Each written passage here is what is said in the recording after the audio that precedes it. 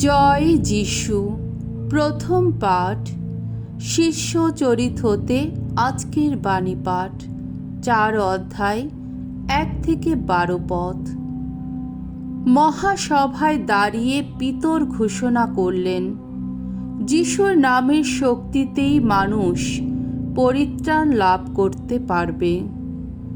সেদিন সেই জন্মখঞ্জ সুস্থ হয়ে ওঠার পর পিতর আর যোহন যখন মন্দিরে ভাষণ দিচ্ছেন, পিতর ও যোহন লোকদের উদ্দেশ্যে কথা বলছেন, এমন সময়ে যাজকেরা, মন্দির পাল ও সাধুকীরা সেখানে এসে পড়লেন। তারা দুজনে যে এইভাবে লোকদের উপদেশ দিচ্ছেন, যিশুর পুনরুত্থানের কথা শুনিয়ে তারা যে মৃতদেহ মধ্য থেকে মানুষের পুনরুত্থানের কথাই প্রচার করছেন, এতে তারা খুবই অসন্তুষ্ট হয়েছিলেন। তাই তারা তাদের গ্রেপ্তার করলেন। তবে ইতিমধ্যেই সন্ধ্যা হয়ে গিয়েছিল বলে পরের দিন পর্যন্ত কারাগারে তাদের আটকে রেখে দিলেন। কিন্তু যারা সেদিন ঐশ্ব বাণী শুনেছিল, তাদের অনেকেরই অন্তরে খ্রিস্ট বিশ্বাস তো ততক্ষণে জেগে উঠেছে। ফলে পুরুষ শিষ্যের মোট সংখ্যা তখন 5,000-এর মতোই হয়ে দাঁড়ালো। পরের দিন ইহুদিদের সমাজ নেতারা, প্রবীণেরা ও শাস্ত্রীরা এসে জেরুসালেমে সমবেত হলেন। তাদের সঙ্গে এলেন মহাযাজক আন্না, কায়াফা, যোহন, আলেকজান্ডার এবং মহাযাজক বংশের সমস্ত লোক। পিতর ও যোহনকে সকলের সামনে দাঁড় করিয়ে তারা জিজ্ঞেস করলেন, বলো, কোন শক্তিতে, কার নামে এ কাজ করেছ তোমরা?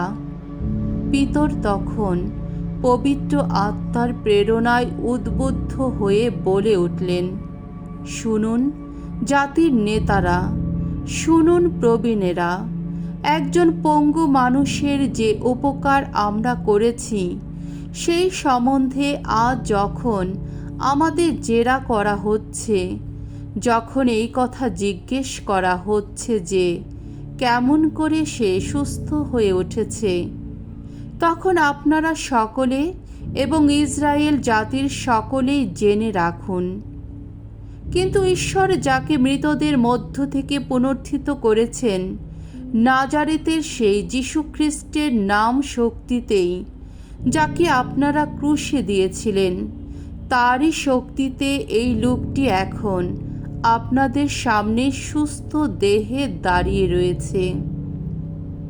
তিনি তো সেই প্রস্তরটি যা আপনারা গৃহ নির্মাতারা তুচ্ছ করেছেন, অথচ যা হয়ে উঠেছে সংযোগ প্রস্তর। তার হাতে ছাড়া আর কারো হাতে ত্রাণ করার ক্ষমতা নেই, কারণ আকাশের নিচে মানুষের সামনে এমন আর কোনো নাম নির্দিষ্ট করে রাখা হয়নি, যে নামের শক্তিতে আমরা পরিত্রাণ লাভ করতে পারি। প্রভুর বাণী। ঈশ্বরকে ধন্যবাদ। সাম সঙ্গীত 118 অধ্যায় 1 থেকে 2 পদ, 4 পদ, 22 থেকে 27 পদ। ধো, ভগবানের স্তব গান করো, আহা মঙ্গলময় তিনি। ভগবানের গুণগান করো, কত না মঙ্গলময় তিনি। তার দয়া, সে তো চিরকালেরই দয়া। বলুক ইসরায়েল, তার দয়া, সে তো চিরকালেরই দয়া। ভগবত ভীরু যারা, বলুক, তারা বলুক, তার দয়া, সে তো চিরকালেরই দয়া। গৃহ নির্মাতারা যে প্রস্তরটি উপেক্ষা করেছিল, সেই প্রস্তরই আজ হয়ে উঠেছে সংযোগ প্রস্তর। এ তো স্বয়ং ভগবানেরই কাজ।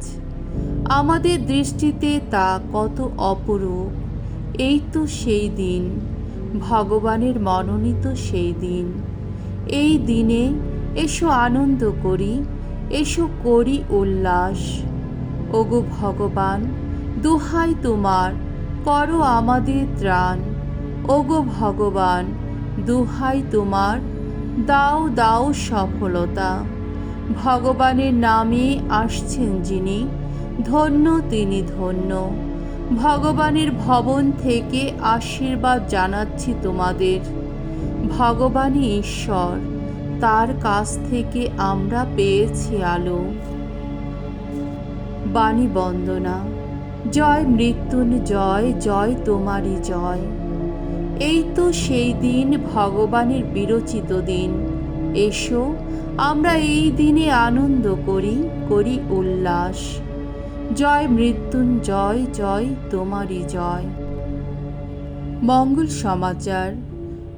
যোহন রচিত মঙ্গল সমাচার 21 অধ্যায় 1 থেকে 14 পদ।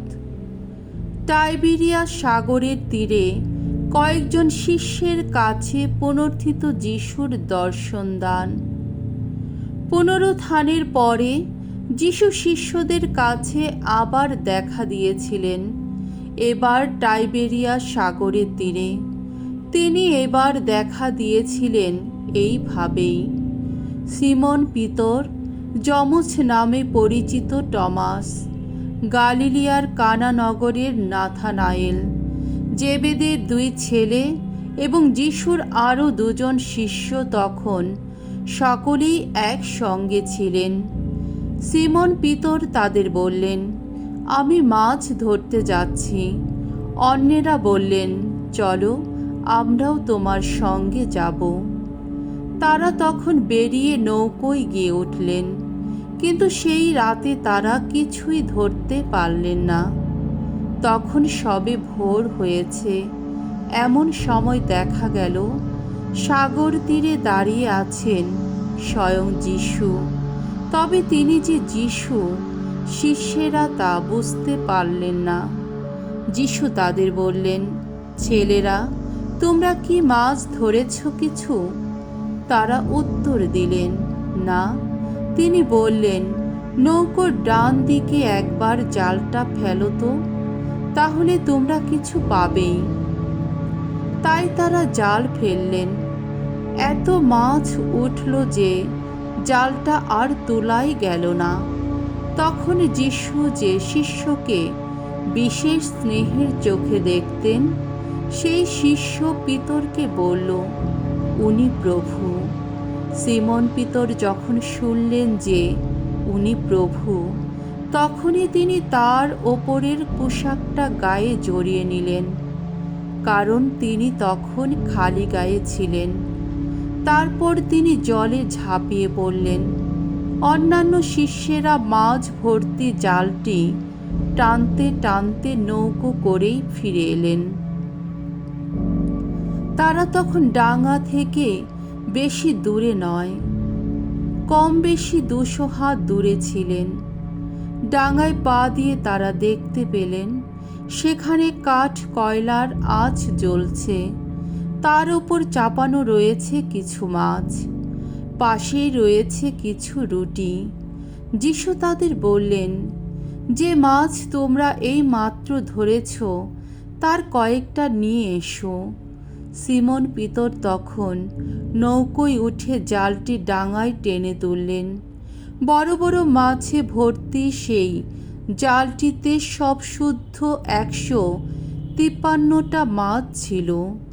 অথচ অতগুলো মাছ থাকা সত্ত্বেও জালটি একটু ছিঁড়ে যায়নি।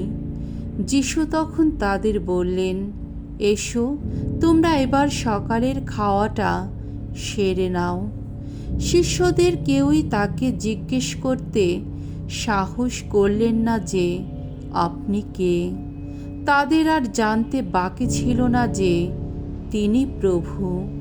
যিশু তখন এগিয়ে এলেন এবং নিজেই সেই রুটি নিয়ে সকলের হাতে দিলেন। তারপর সেইভাবে মাছও দিলেন তিনি। মৃতদের মধ্য থেকে পুনরুত্থিত হওয়ার পর যিশু এই তৃতীয়বার শিষ্যদের কাছে দেখা দিয়েছিলেন। প্রভুর মঙ্গলময় বাণী। খ্রিস্ট প্রভু তোমার প্রশংসা হোক।